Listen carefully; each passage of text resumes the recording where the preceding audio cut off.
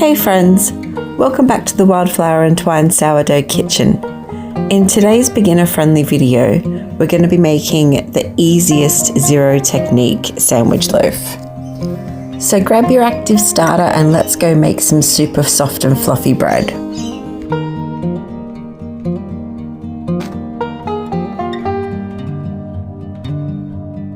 So place your bowl on your scales and make sure you tare them to zero. Then add your water, honey and active starter and mix it until it's nice and milky.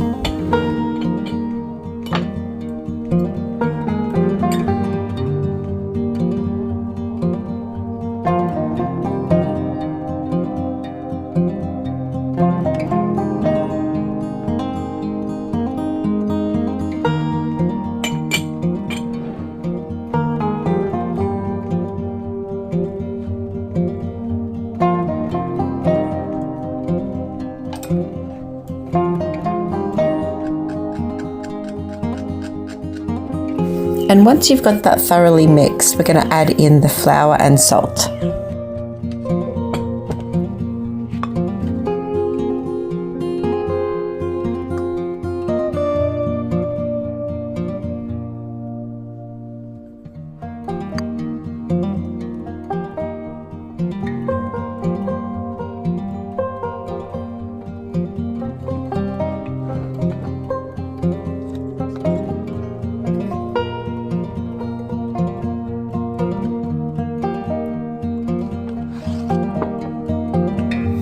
Take your time to mix all of your ingredients thoroughly until your dough is really nice and shaggy. And don't be tricked into thinking that you need more water if your dough feels too dry. It will all come together in the end.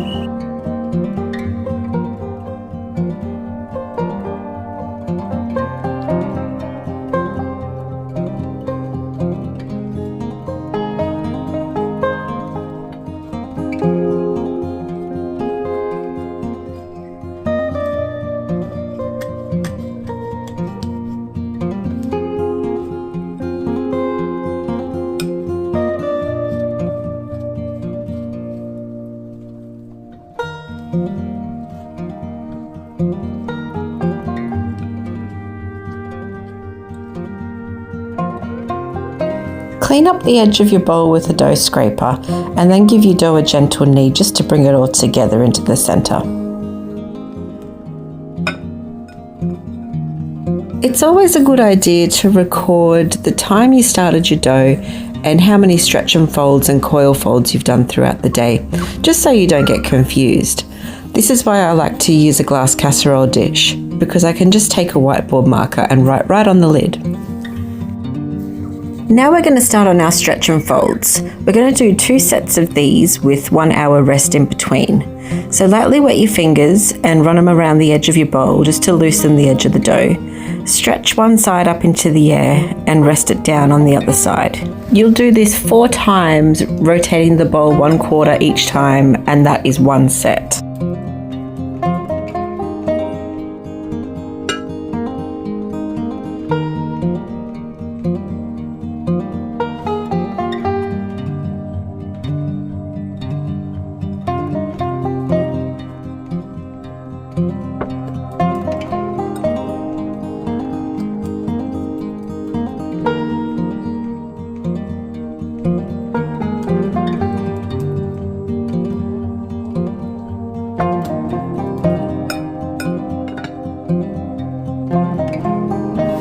And now we're going to do 4 sets of coil folds with 1 hour's rest in between.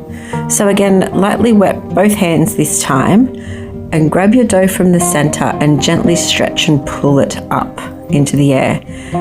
While you're putting it down, try and coil the front underneath the dough. And so once all of that is coiled under the front, do the same to the back. Then turn your bowl halfway and repeat that step. And once you've finished that, that is your first coil fold.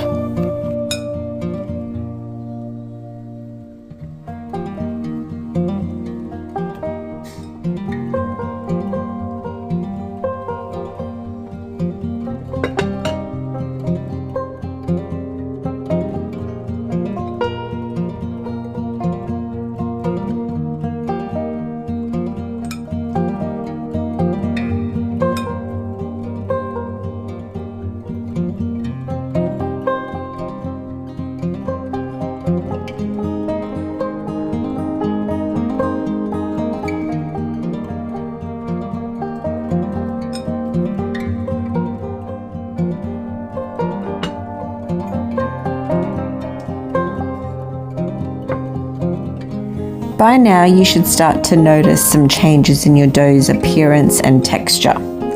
It should have almost doubled in size, and when you pick it up, the dough will feel really pillowy and puffy. And a good jiggle is always a good sign.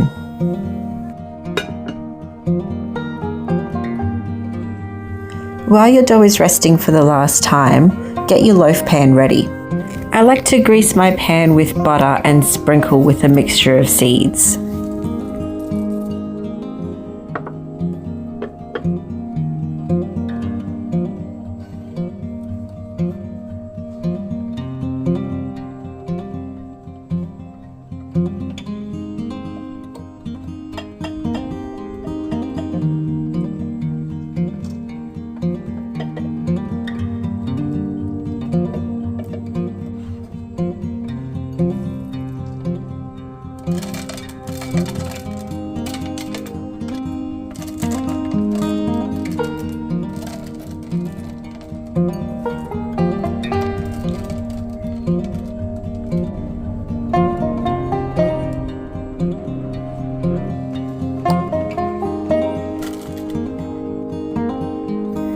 If you're not quite sure that your dough has finished bulk fermenting, just check the sides of your bowl and see if you can see these good fermentation bubbles. This is a really good sign that your dough is ready for whatever the next step might be, and another really great reason to use a glass bowl. While doing your last coil fold, you're actually going to be shaping your dough for the loaf pan. There is zero technique or bench work required.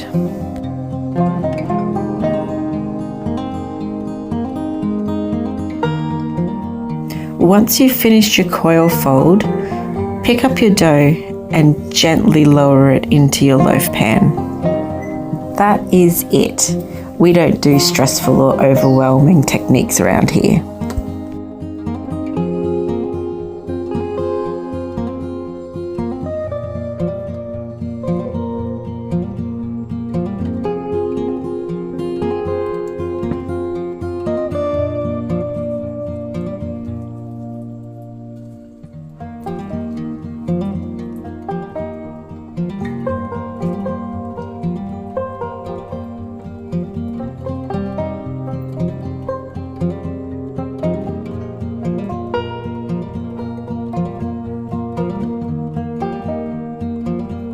Now it's time to cover your dough and let it rest in the fridge overnight. I like to put mine in a little freezer bag like this because my loaf pan fits nicely in there, but you could just put a little sheet of baking paper over the top and wrap it in a tea towel if you like. You just want to prevent the top from drying out as much as possible.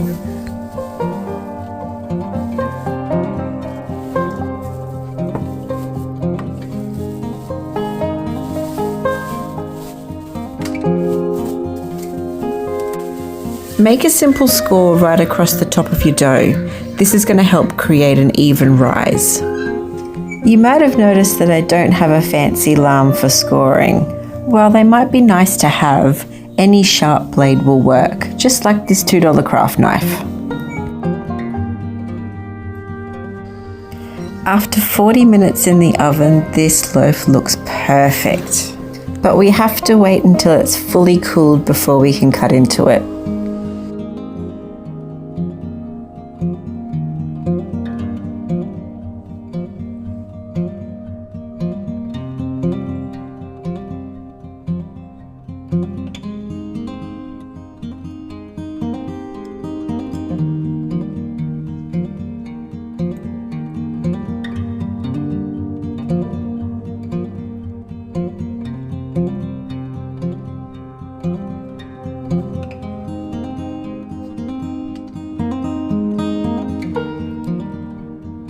It's finally time to slice this baby up, and I find it easier to lay it on its side while slicing.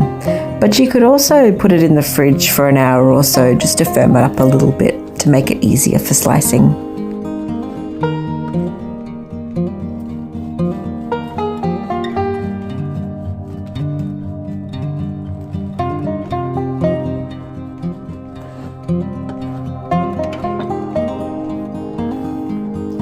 And there you have it, super soft and fluffy sourdough sandwich loaf that even the kids will approve of.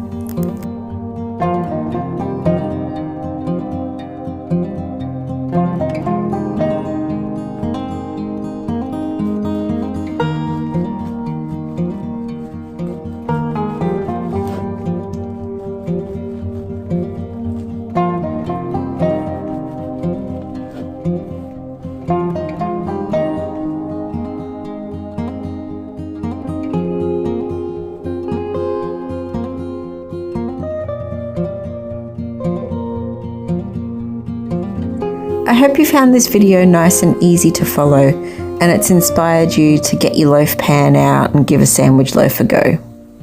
Next up on my beginner friendly series, I'm going to share with you my pizza bases. They are the perfect freezer addition for those spontaneous pizza nights. Let me know in the comments if you try this sandwich loaf, and don't forget to subscribe if you want to see what I'm cooking next. I hope you have a really beautiful day, and I'll see you again in the next video. Bye guys.